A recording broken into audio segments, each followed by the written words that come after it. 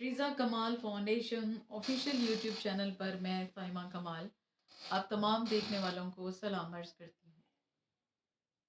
आज की कहानी में आप देखेंगे कि जो ज़्यादा लाड प्यार वालिद साहिबान करते हैं अपने बच्चों के साथ, उसका रिज़ल्ट जो है आखिर में कैसा होता है।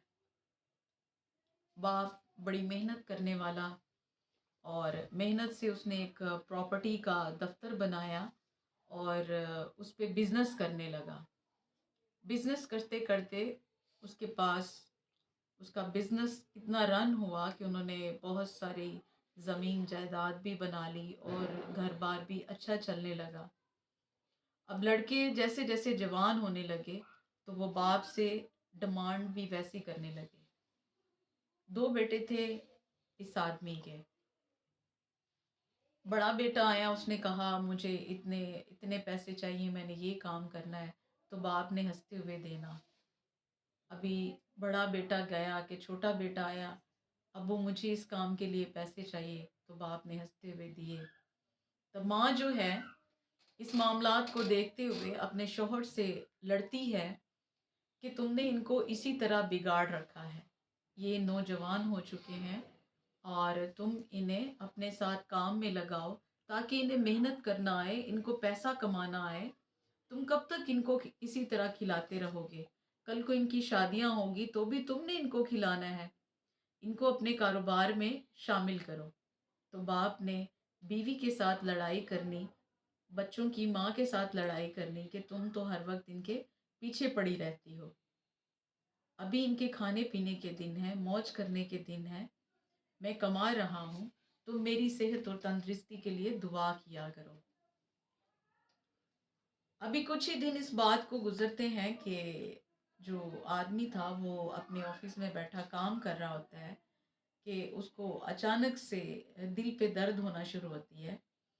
तो तब उनके घर वालों को बुलाया जाता है, वो उन्हें हॉस्पिटल लेकर जाते हैं। तो तबीयत जो है वो बेहतर होने की बजाय जो है बिगड़ना शुरू हो जाती है। अब वहाँ पर जो पैसे थे उनके पास, जो अ, मेहनत किए हुए उसकी दौलत थी, वो उसके ऊपर लगना शुरू हो जाती है। अब उसकी बीमारी जो है वो दिन ब दिन बढ़ती ही जा रही है। वो ठीक होने की बजाय वो बीमार से बीमार तक होना शुरू हो जाता है कि उसकी हालत जो है वो इतनी ख़राब हो जाती है कि वो अपने पाँव पर खड़ा भी नहीं हो सकता। तब वही बेटे जिनको उसने इतनी मोहब्बत और प्यार से रखा हुआ था, वो बेटे जो हैं उसको उठा के बिठाने में भी अपना बहुत एक मुश्किल काम समझते थे।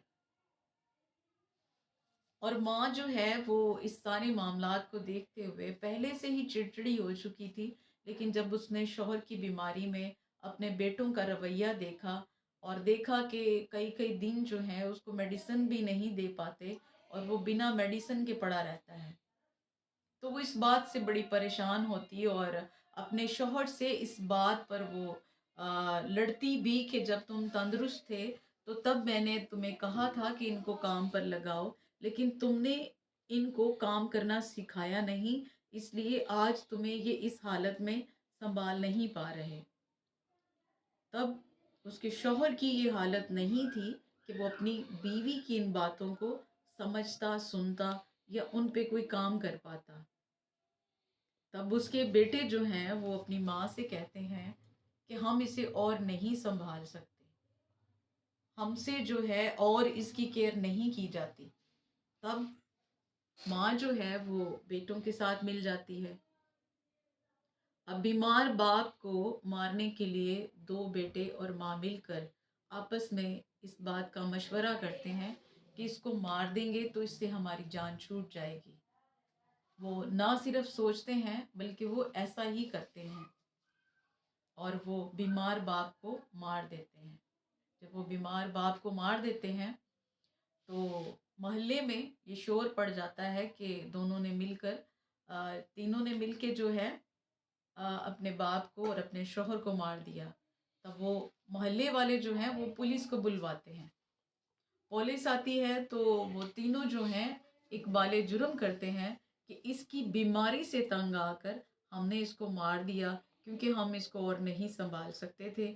اسی کے ساتھ میں سائمہ کمال آپ سے اجازت چاہتی ہوں۔ ویڈیو اچھی لگے تو اس کو لائک ضرور کیجئے گا، چینل کو سبسکرائب کیجئے گا اور دوسروں کے ساتھ شیئر بھی کیجئے گا۔